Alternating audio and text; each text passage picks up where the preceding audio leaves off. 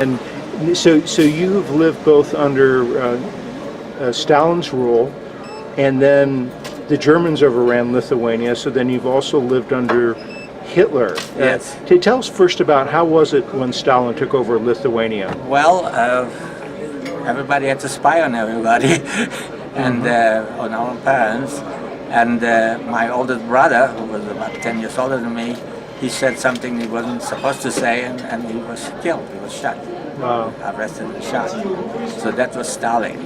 Right. And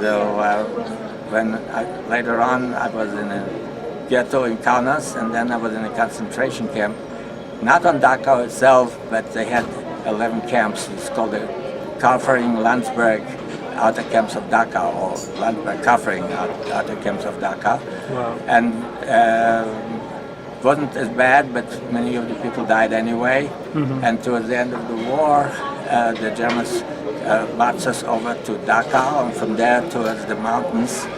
And the American army caught up with us, and a lot of people died right on the road.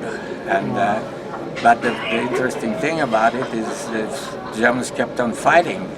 And I was liberated near Bad Tels, and there was a village called Backhausen. Mm-hmm. Yeah. And then the morning we were liberated, between the 1st and the 2nd of May 1945, the German policemen, the SS disappeared, and German policemen came over. Some of us were already liberated, and they said, why don't you go over to Backhausen? And they brought us over to Backhausen. And just in front of Backhausen, there were a bunch of young kids, maybe 13, 14 years old, with Panzerfaust coming out to meet the U.S. Army. And unfortunately, they probably were all killed. Mm-hmm. But this is how badly they brainwashed the German people. They kept fighting. Hitler was already dead, right? And Berlin was already in the Soviet hands, and they still kept fighting. And so that's very interesting.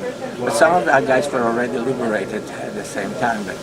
And then they walked us into Backhausen, and then they took us over to Bad Tels, and the American soldiers treated us very well.